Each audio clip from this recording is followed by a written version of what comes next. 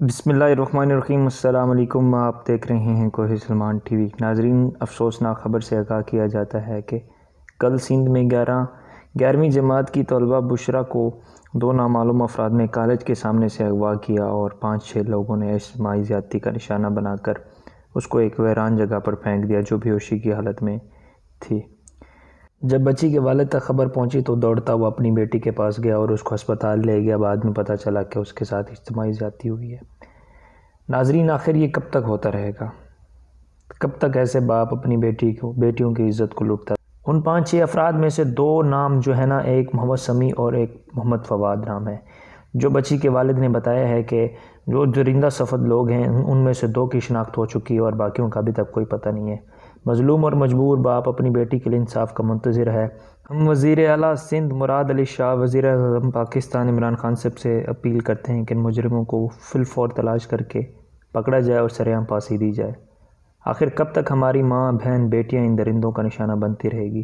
مجھے وہ بابا جی کی بات یاد آ گئی جنہوں نے کھیت میں ایک کوا لٹکایا ہوا تھا، تو ان سے کسی نے پوچھا کہ کوا اس طرح کیوں لٹکایا ہوا؟ تو کہنے لگے، پتر، کھیت بچانا ہو تو ایک کو لٹکانا ہی پڑتا ہے۔ تو ہم اگر اس چیز پر غور کریں، اگر ان درندہ صفت لوگوں کو پھانسی دی جائے گی تو یقیناً ایسے کیسز کم سے کم سامنے آئیں گے۔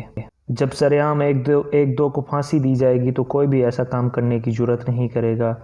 یہ تو ایک کیس سامنے آیا، نہ جانے کتنے لوگ عزت کی وجہ سے چپ ہو جاتے ہیں۔ بچی نے 2 نام جو بتائے ہیں، سمیع اور فواد، وہ نام اور 2-3 اور نام ہیں جو وہ نام ہیں جو بچی کہہ رہی ہے سامنے تو یہ 4-5 کوئی 6 افراد ہیں، خدا جانتا ہے کتنے ہیں، لیکن ظالموں نے ہمارے ساتھ بہت ظلم کیا ہے۔